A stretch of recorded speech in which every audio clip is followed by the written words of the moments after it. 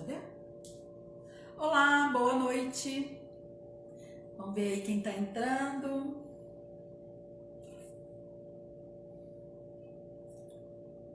Boa noite, boa noite. Bacana.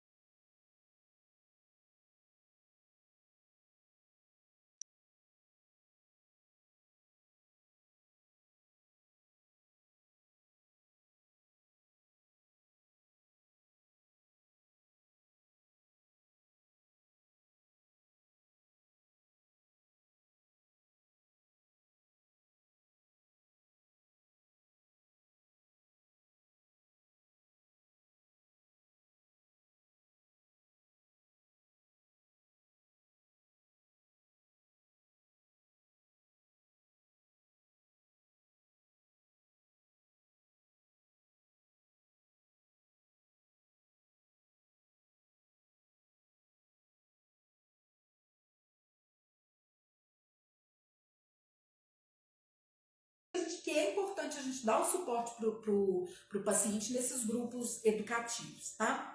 E aí, quando eu pergunto para eles, né, se eles querem parar de fumar, se eles já pensaram em parar de fumar e tudo, a gente tem um dado que 80% dos pacientes querem parar de fumar e 20% não querem parar.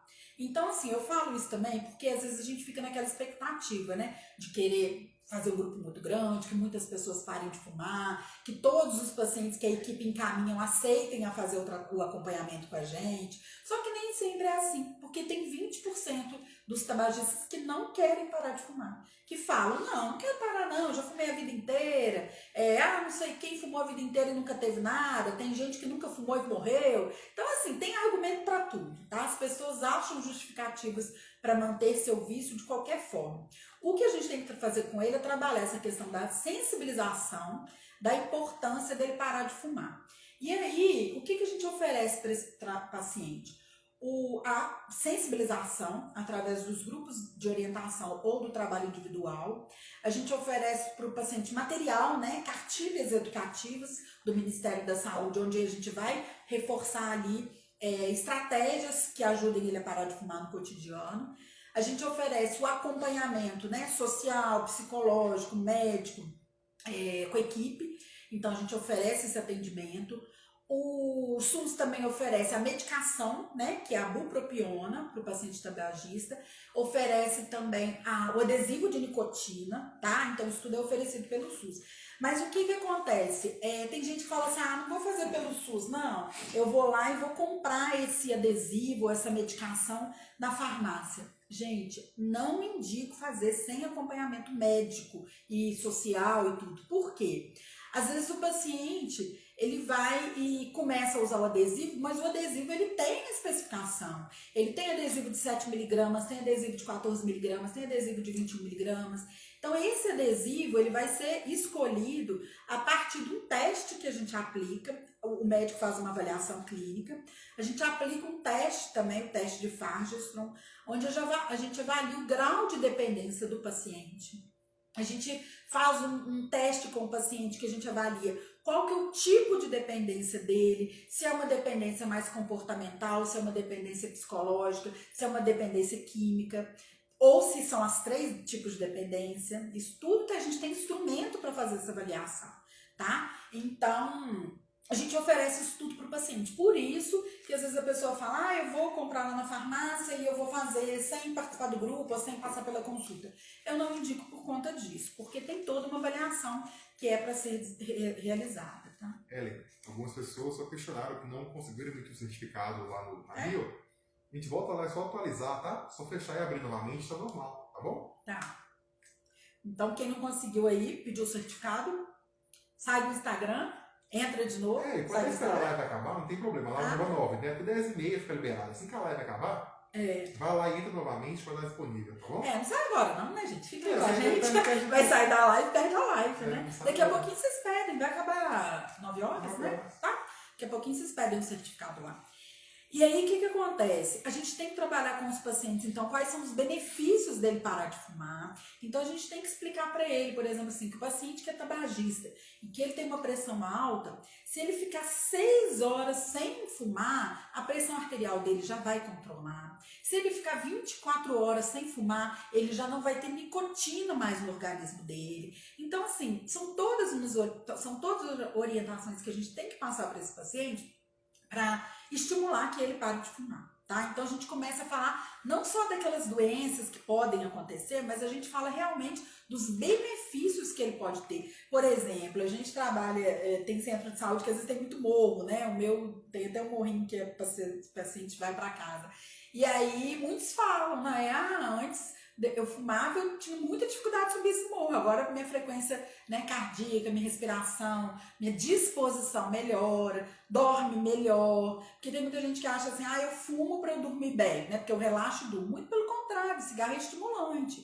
Então depois que eles param de fumar, eles dormem muito bem, né? Então tudo melhora. A pele melhora, o cheiro. olfato e paladar melhora. Então, são essas questões. Por exemplo, a gente fala muito disso com eles, né? Se o cheiro melhora, né? O olfato melhora e o paladar melhora, provavelmente ele vai alimentar mais, comer mais. Então, tem que ter uma escolha melhor dos alimentos. Aí, para isso, o nutricionista também pode ser acionado ou para o grupo ou para o atendimento individual, para orientar aquele paciente. Tem pacientes, às vezes, que pegam muito, tem um ganho de peso grande quando param de fumar, tá? Mas é o que a gente tem que fazer também. O ganho de peso, ele pode depois controlar, né? Com dieta, com atividade física e tal.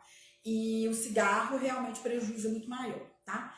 E aí, gente, por que normalmente eu falo com esse paciente...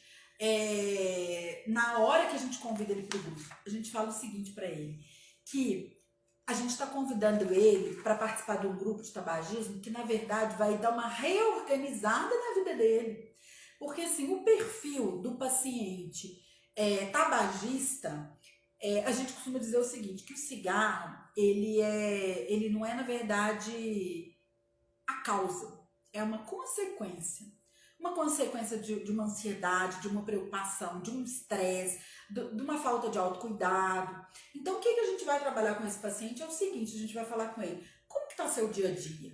Como está essa questão do seu trabalho? Né? Porque muitos falam, não, eu tenho que fumar mesmo, porque meu trabalho é muito estressante, eu chego lá estressado, saio de lá estressado, já quero entrar fumando, saio fumando. Tem outros que falam, não, meu relacionamento familiar, com filhos, com amigos, tá péssimo. Questões de saúde, questões financeiras. E aí eles vão abordar diversos motivos para estar fumando. E aí, quando esse paciente ele para de fumar, gente, na verdade, assim, a vida dele dá uma reorganizada. No YouTube, eu acho que até no YouTube, a gente tem até depoimento de paciente, do grupo lá, tá? Do grupo de pacientes tabagistas, tem lá, depois vocês podem olhar lá. E aí a gente convida esse paciente para rever a vida dele mesmo. Então, como que está o trabalho? Se é um trabalho realmente criativo ou é um trabalho adoecedor? Como que estão os relacionamentos dele? Porque às vezes ele fala, eu tô muito estressado com o companheiro, com o filho, não sei o quê. Então, como que ele está cuidando da família dele, da casa dele? Aí ele fala, mas eu fumo mesmo, tô muito estressada, não tem tempo para fazer atividade física, não tem tempo para alimentar direito. Aí a gente vai falar, então vamos rever isso tudo. Então, quando esse grupo é uma oportunidade do paciente, na verdade, rever as rotinas dele, os hábitos deles que normalmente não estão saudáveis. Normalmente o cigarro é uma consequência. O cigarro é uma consequência. A causa normalmente são outros fatores. Por isso que não adianta fazer só o acompanhamento com a bupropiônico adesivo, porque isso são indicações médicas. Por isso a importância do assistente social no acompanhamento do paciente tabagista, porque ele fuma também, né, não somente, mas também por outros contextos sociais da vida dele, e que a gente precisa de intervir e de encontrar alternativas junto com ele, tá? E aí, o que a gente vai propor para ele, então? A gente vai propor para esse paciente, né, que esses encontros que a gente vai fazer com ele, né, nas cartilhas educativas, nos encontros lá na reunião, a gente vai explicar para ele, entender por que ele fuma, né? Então, assim, tem um trabalho lá, né, Ana? A Ana, a gente fazia muito isso. Tem uma cartilha que a gente usa lá, que ela, do Ministério da Saúde, que ela tá escrito assim. Lê aqui para você? Lê. Ellen, lembrei de um paciente que viajou com os filhos com o dinheiro do cigarro. Pois é, gente. Meu Deus, é muito bonitinho. Gente, essa discussão financeira, eu fico até arrepiada. Essa discussão financeira é muito bacana, porque o gasto com cigarro é muito alto. Então, quando a gente está no grupo, normalmente a gente faz isso. A gente pede para ele falar, quantos cigarros você fuma no dia? Quantos cigarros você fuma, né? Aí a gente vai calculando. No dia, se for 20. Então, se o maço é, sei lá, R$5, então se ele usa... R$5 por dia, ele usa tanto por semana. Aí eu faço por mês, aí eu calculo por ano. Na hora que a gente calcula por ano, né, Ana, o quanto que eles gastam com cigarro, gente, eles ficam chocados. Eles, tipo assim, eles gastam até o que não tem, né, assim, porque eles vão arrumando, arruma com um, arruma com outro, mas compra o cigarro. Deixa, às vezes, de comprar algo prioritário para casa deles e compra o cigarro. Ô, Ana, lembrei, eu não sei se era viagem, não. Era um paciente. Ai, agora eu lembrei tudo, gente. Era um paciente que ele falava, ele fumava muito e ele falava que os filhos dele viviam pedindo para ele levar ele no parque municipal. Os meninos, no Parque Guanabara, desculpa. Os meninos viviam pedindo para ele levar no Parque Guanabara. Em BH, né? Em BH. E ele, em BH. Eu esqueço que tem gente. O Guilherme tá me lembrando aqui, gente. Tem gente do Brasil todo, né? Tem gente que é do norte a sul aqui. Então, o Parque Guanabara em BH, lá na Pampulha. Esse paciente, ele falou assim, eu vou parar de fumar, porque eu realmente não tenho recurso financeiro, mas o dinheiro que eu gasto com o cigarro, eu vou gastar com meus filhos. Ô, gente, ele falou que foi, eu fico arrepiada, ele falou que foi emocionante, ele parou de fumar, começou a juntar o dinheiro, e com o dinheiro ele levou os meninos para passear no Parque Guanabara, no cinema, e mudou, realmente mudou, né? O relacionamento com os filhos, com a saúde dele, com o comprometimento, né, com a família, com a saúde. É muito bacana. A gente já teve paciente que juntou dinheiro e que começou a viajar. A gente já teve paciente que juntou dinheiro, que trocou móvel de casa, que comprou televisão. Então, assim, é bacana, porque se realmente você fizer o cálculo anual com o cigarro, é um custo alto, né? E isso é perda financeira. E esse depoimento é muito legal, gente. Eu realmente fiquei. Esse depoimento a gente ficou emocionada. A Ana tá até afirmando que foi isso mesmo. Vê se pode. Então, assim, o cigarro interferia em coisas de lazer da vida do paciente com a família. E ficou feliz da vida lá com o paciente, com as crianças no Parque Guanabara. Então, é importante a pessoa que queima o dinheiro, literalmente queima o dinheiro. Eu lembro que a gente fez, isso a gente fazia também com as nutricionistas lá do centro de saúde, gente, uma dinâmica muito legal, que é fazer esse cálculo do gasto semanal, mensal, anual, e aí a gente fazer uma simulação com a questão da compra de alimento. Então a gente falava assim, então com R$ 100 que você gasta para o cigarro, quanto de laranja que você compraria? Ô, gente, o povo ficava chocado, porque era muita laranja. Quanto de carne, que às vezes a pessoa fala, a carne tá cara e tudo. Não compra carne, mas compra o cigarro. Então a gente começou a fazer, várias vezes a gente faz isso, simulação de preços, né? O que eu gasto com cigarro, o quanto que eu gasto com cigarro e o que eu poderia substituir para ter uma qualidade de vida melhor. Isso é uma dinâmica que é muito legal de fazer, tá? Então, nos grupos, nos atendimentos, que eu ainda vou falar um pouco das cartilhas, a gente faz esse trabalho. Explicar para o paciente, entender que realmente é uma dependência, que em alguns momentos a dependência pode ser uma dependência realmente química, porque às vezes tem paciente que acorda com aquela fissura e aquela vontade incontrolável de fumar. Então, realmente tem uma dependência química, sim. Tem paciente que acorda de madrugada para fumar. Eu tinha um paciente... fuma como se não houvesse amanhã. Pois é. Eu tinha um paciente, gente, no Sagrada Família, a doutora Isabel vai lembrar disso. Gente, vocês não vão acreditar. Ele falava que ele fumava tomando banho. A gente falava, não pode. O apelido dele é São Madruga. Ele dizia que era parecido com São Madruga. Ele falava assim que entrava no chuveiro e que entrava com cigarro e ficava assim, ó. Ficava lá com cigarro, tomava banho e fumava, tomava banho e fumava. Porque no banheiro a gente sabe que é uma coisa normal, né? O paciente ficar lá no banheiro mesmo, no vaso, no banheiro e fumando. Isso é muito normal. Mas esse paciente falava que tomava banho fumando cigarro. Então, assim, você vê como é que... E ele parou, graças a Deus ele parou. Então, assim... eu tenho umas histórias que são muito bacanas, né? Um paciente também lá do Sagrada Família, o Sr. Carlos, ele tinha 80 anos. E aí, quando ele entrou no grupo, todo mundo... Os pacientes falavam assim, nossa, mas Sr. Carlos, 80 anos, ele fuma, tem 60 anos que ele fuma. Para ele vai ser muito difícil de parar. E outros mais jovens, né, falando, não, para mim vai ser mais fácil, eu fumo menos e tal, não sei o que e tal. Gente, esse senhor, tão determinado que ele estava, ele falou o seguinte, eu vou parar de fumar. Mas só que eu vou ter que tomar essa decisão rápido, porque eu tenho 80 anos e eu quero viver muito ainda. Que gracinha. Gente, foi num dia na reunião. Na outra semana, porque a reunião a gente faz semanal, nos 4 primeiros encontros. Na outra semana ele tinha parado de fumar. E assim, determinado. Ele não usou adesivo e ele não usou bupropiona, medicamento. Então, assim, a determinação ajuda muito. E ele falou, eu quero parar de fumar porque eu tenho 80 anos, eu tenho muita coisa ainda para viver. Então, assim, é muito bacana quando você desperta na pessoa a consciência do quanto que o cigarro é prejudicial na vida dele e das possibilidades que ele tem para além do cigarro. Então é isso que a gente discute muito nos grupos de tabagismo e nos atendimentos individuais, tá? E aí a gente vai orientar também o paciente como que ele vai deixar de fumar, quais as estratégias que ele vai usar para enfrentar esse período da abstinência.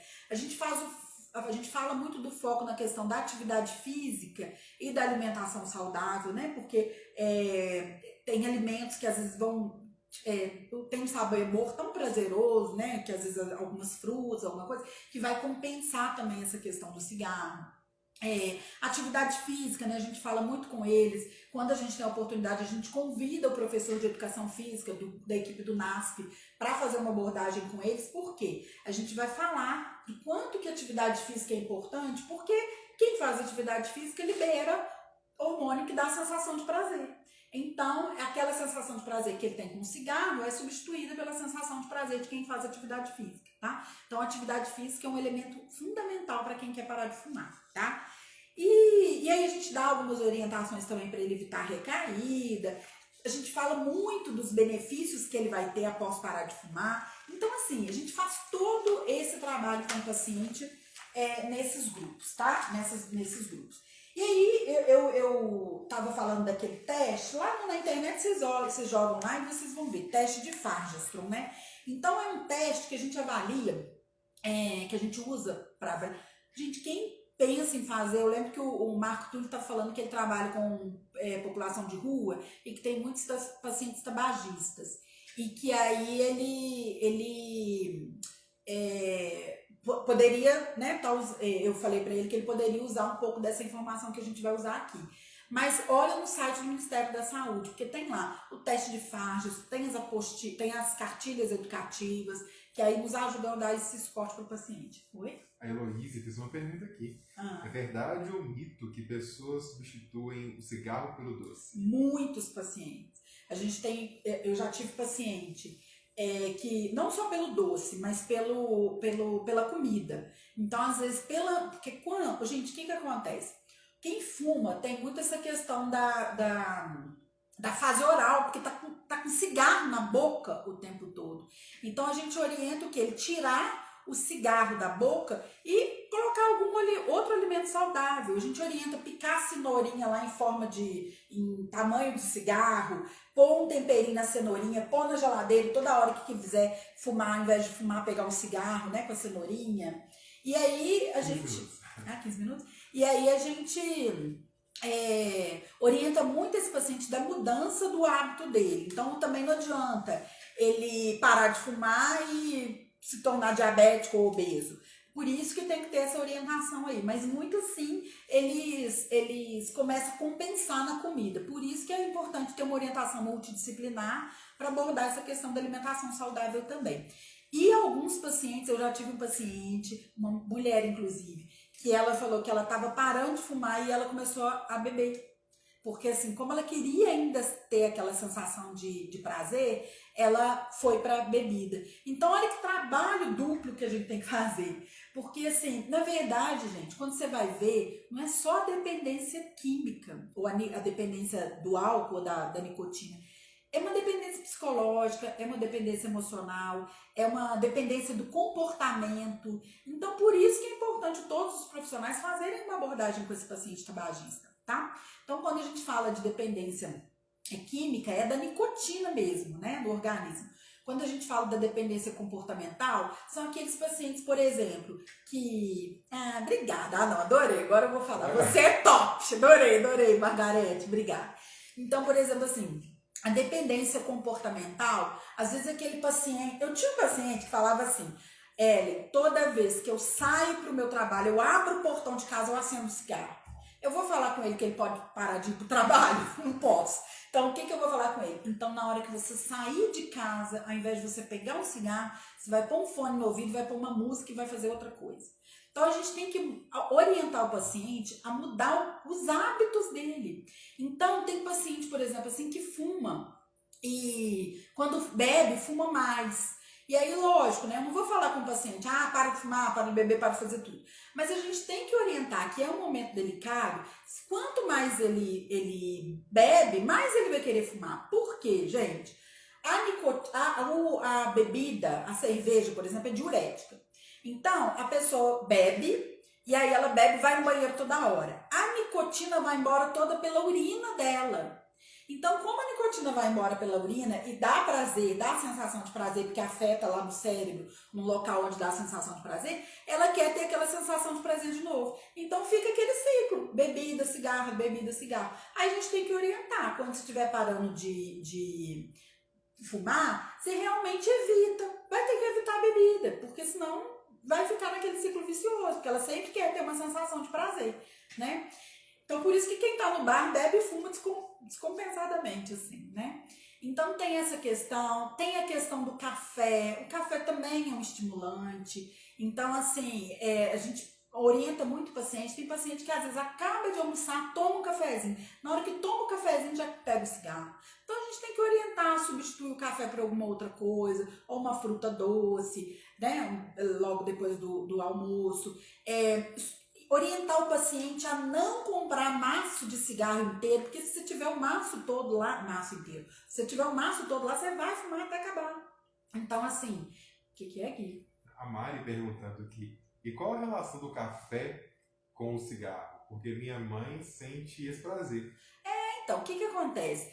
Na verdade, o café também, ele é estimulante também, né? Então, assim, gente, é comportamental. A pessoa... O café tem como é que chama, gente? Cafeína. É estimulante também, né? Então, assim, na verdade, é comportamental. Se a pessoa, ela vincula o cigarro ao café. Tem gente que vincula o cigarro ao banheiro, vai no banheiro toda vez que tem que fumar. Tem gente que vincula o cigarro ao sexo, acabou de fazer sexo, tem que fumar. Então, tudo, gente, tá na nossa mente, né? Na nossa mente e no comportamento que a gente desenvolve. E o Marco Túlio destacando aqui, ele já falou que substitui, coloca frutas, né? Para que as pessoas possam substituir um pouco essa compulsão e coloca suco de fruta para substituir um pouco o café também. Tem que orientar. Outra coisa que a gente orienta muito, água, garrafinha de água. Então, para todo paciente, na hora que entra no grupo, no atendimento, eu falo, traz sua garrafinha de água. Porque a água, gente, ela né, ajuda como um todo, a gente sabe como ajuda como um todo. E a água também, ela tem uma capacidade de acalmar a pessoa mesmo, né? Diminuir um pouquinho a ansiedade dela, tomar água, acalma. E aí, o que acontece? A água ajuda muito. Então, quanto mais água esse paciente tomar, melhor, tá? Então, gente, o que acontece? Aí a gente faz esse teste com esse paciente.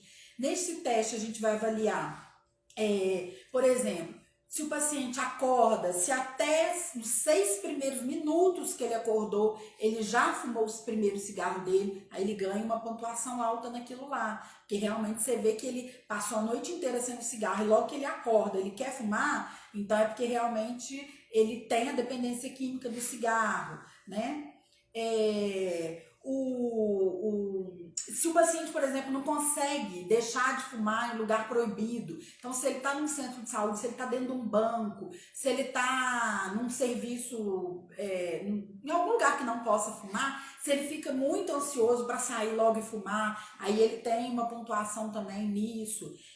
Se o paciente, se aquele cigarrinho da manhã é o primeiro, aquele primeirinho cigarrinho da manhã, se é o que dá mais satisfação a ele, então você pode ter certeza que ele tem uma dependência química grande daquele cigarro, tá?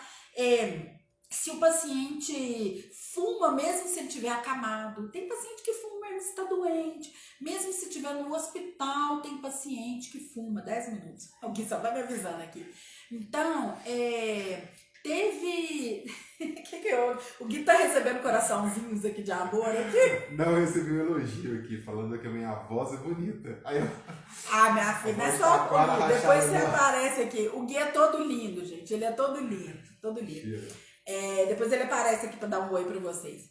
Então, gente, por exemplo, se o paciente fuma mesmo se ele estiver acamado,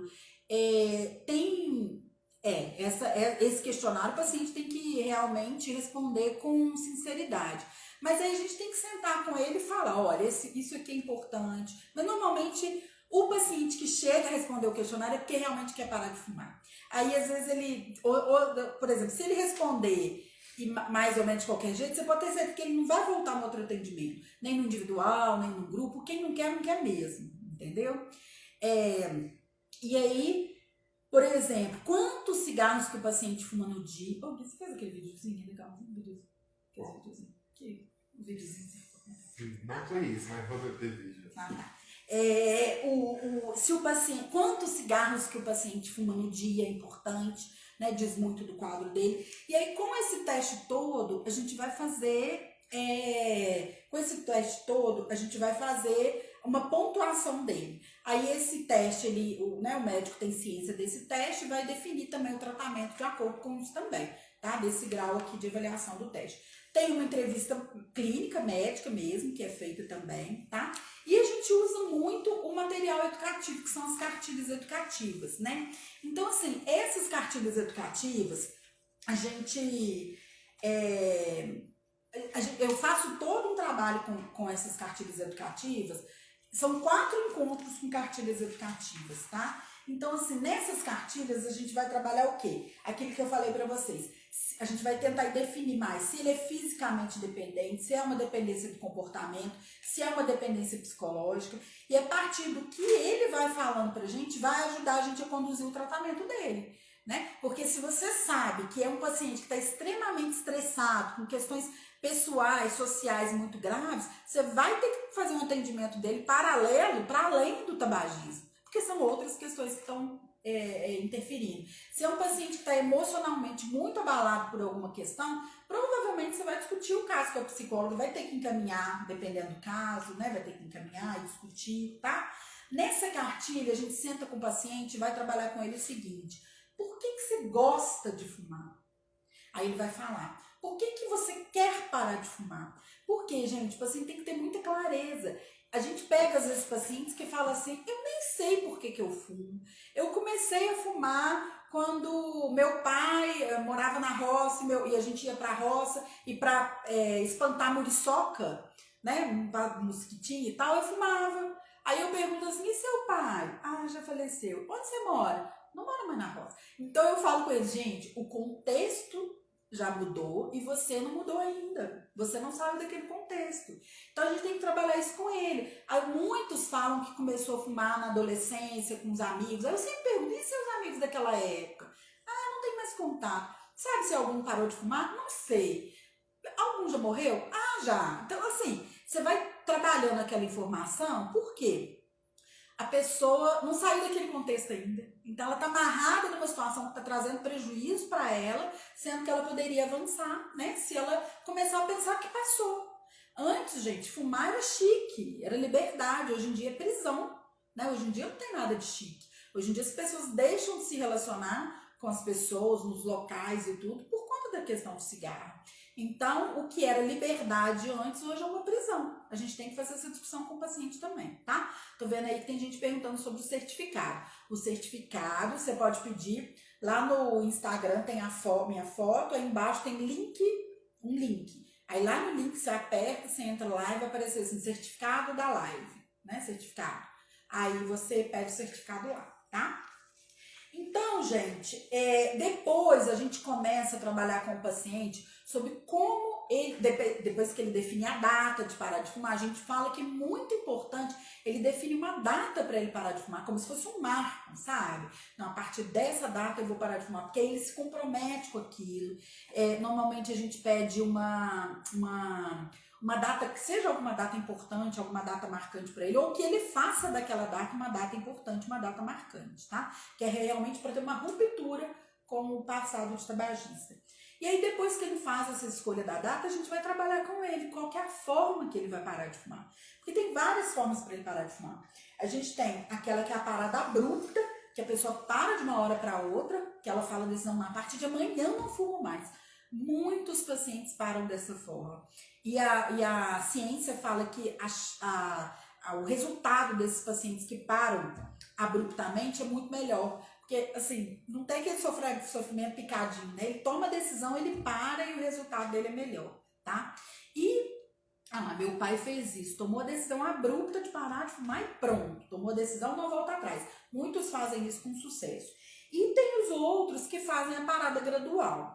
Aí ele vai fazer a parada gradual ou definindo, reduzindo o número de cigarros. Então a gente vai trabalhar com ele, né? Por exemplo, assim, se você fuma 25 cigarros, então a gente vai trabalhar. Vê essa pergunta grande aí, o que é? Aí, se você fuma 25 cigarros, a gente vai falar com ele assim, então, a partir de amanhã, você fumou 25 hoje, amanhã você vai fumar 20. Na amanhã, sexta. No sábado você vai fumar 15. No domingo você vai fumar 10. Então você vai parando gradualmente e diminuindo o número de cigarros. Isso é uma estratégia, tá? E a outra estratégia que a gente passa para o paciente é diminuir, aumentar o número de horas que fica sem cigarro. Então você vai conversar com ele, vai falar assim, que horas você fuma seu primeiro cigarro? 7 horas da manhã. Não, então você vai fazer um sacrifício, você vai se comprometer a fumar amanhã, não 7, mas às 9 horas da manhã, 2 horas depois. E aí você vai falar com ele, então você muda a sua rotina, você adianta o que você tem que fazer, você faz tudo que você tem que fazer, mas você coloca 5 minutos, mas você altera de 7 horas da manhã para 9 horas da manhã. E assim sucessivamente. Então, se ele fumar 9, depois ele só vai fumar 11. E aí você orienta ele nesse meio tempo, dele tomar muita água, né, dele fazer uma alimentação saudável, dele incluir atividades que dê prazer na vida dele. Gente, um número muito grande de pacientes fumam, sabe por falta de quê? Ociosidade. Não tem o que fazer. Muitos pacientes falam isso. Muitos pacientes, idosos, aposentados, muitas mulheres que às vezes cuidam, né, da casa durante o dia, no final da tarde, aí fala, né, que fuma mais no horário que está mais quieta em casa. A gente tem muitos relatos que está vinculado ao cigarro a questão do tempo ocioso que a pessoa tem, tá? Além do prazer, dessas coisas todas, né, do tempo ocioso. Foi um depoimento que chegou aqui, na verdade, da Renata. Meu pai faleceu de câncer na garganta com 52 anos. Novo. Deixou um monte de filhos pra minha mãe cuidar. Sempre falo pra ela que nasci na família errada, Jesus. Sou bem diferente deles. É muito triste, né, Renata? E assim, é realmente uma pena, porque são causas de mortes evitáveis, né? Então, por isso que realmente a gente tem que fazer um trabalho muito grande. Obrigada, Berna. A gente tem que fazer um trabalho muito grande de trabalho educativo mesmo, tá? E outra coisa, a gente não pode ter insegurança de fazer, inclusive, abordagem breve. Porque uma abordagem breve que você faz com o paciente na salinha, ou o médico faz, a enfermeira faz, numa sala de espera e tudo, surte efeito também, tá? Então a gente não pode deixar de fazer abordagem breve. Gente, assim, na verdade são 4 cartilhas que a gente trabalha. A gente pode marcar um outro dia para eu falar de cada cartilha, o que eu trabalho nela. Mas, de uma forma geral, a gente trabalha a sensibilização do paciente para ele tomar consciência do quanto que o cigarro é prejudicial na vida dele, tá? E a gente tenta orientá-lo a incluir coisas na vida dele que dê satisfação, que dê prazer. Repensar o trabalho, repensar a alimentação, repensar a atividade física, repensar os relacionamentos, porque na verdade o cigarro é o que eu falo, não é uma causa, é a consequência de algo também que ele pode estar vivendo, tá? O Guilherme tá falando que faltam 2 minutos. Então, gente, tem muita coisa ainda pra gente falar de tabagismo. A gente pode fazer um segundo encontro, uma segunda live sobre tabagismo, tá? Porque é muito bacana. E assim, a gente fica numa satisfação muito grande quando os pacientes param de fumar. Então é muito bacana. Gente, 1 minuto, né, Gui? Falta 1 minuto. Deixa eu falar em 1 minuto aqui rapidinho. Lembrando, certificado da live tá no link da bio. Curso de atualização profissional para assistentes sociais. Semana passada a gente teve um boom aí, a gente já está com mais de 100 alunos no curso de atualização profissional. Então agradeço todo mundo que entrou aí, que adquiriu o curso. Parabéns, porque na verdade é um investimento em vocês mesmos, né, na profissão também.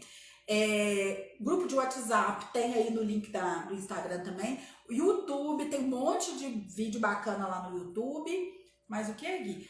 E semana que vem nós vamos estar começando a dar umas notícias aí bacanas sobre uma mentoria para assistentes sociais que a gente está lançando aqui também, tá? E aí a gente vai dando notícia para vocês. Quero agradecer porque tá acabando. Não vai dar nem para ficar muito falando demais, não. Beijo grande. Muito obrigada pela presença de vocês, pelo carinho, pela atenção aí. E vamos nos falando no Instagram, no Facebook, no WhatsApp, no YouTube. Bom final de semana, bom feriado, maravilhoso como sempre, muito bom, tchauzinho. Obrigada, gente. Obrigada. Adoro estar aqui. Eu faço de coração assim, ó. Adoro. Beijo, viu? Até mais.